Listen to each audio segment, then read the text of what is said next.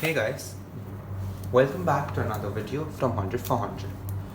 Today we are going to learn a new concept called as hypothesis testing. So what is hypothesis testing? So when you collect a data for a particular conclusion that we make or a particular estimate that we do after collecting the data, we test the data. We test our hypothesis to find out whether it is relevant or whether it is not relevant, or to what extent is it relevant or to what extent it is not relevant.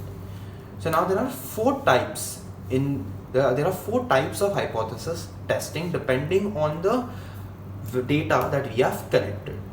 So first is testing for means, second is testing for proportion, third is testing for attributes, and fourth is testing for variance. In this video we will be learning testing for means.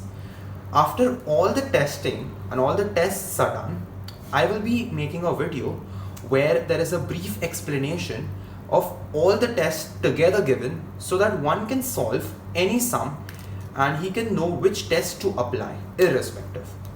So let us begin with testing for mean.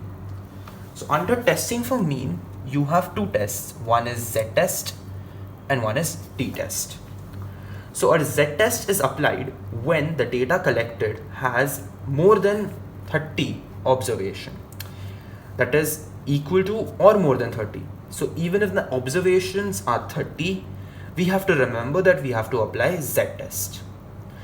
And t-test is used when the number of observation is less than 30, always less than 30. Observations below equal to 29, we have to use the t-test. Now in a sum, let's move on to z-test. In detail, I'll be explaining what is z-test. So in z-test, we know that the observations are more than or equal to 30.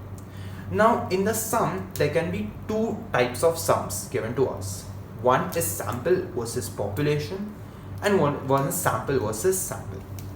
What is sample versus population?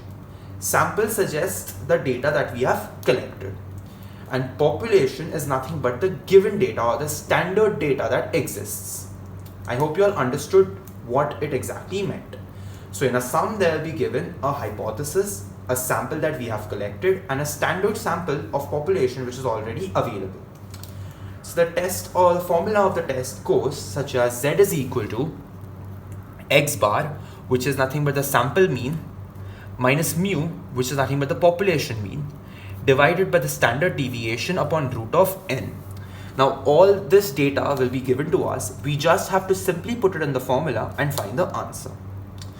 Now sample versus sample. Now here there will be two samples collected given to us, and we need to compare both the samples, whether or not how equal or how relevant both of them are.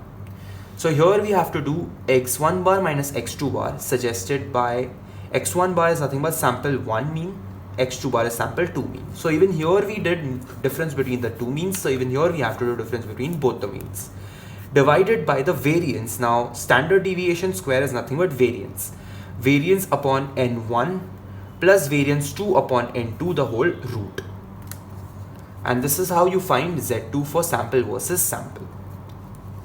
So this is nothing but your z-test. In the next video, we'll be solving sums on sample versus population and sample versus sample.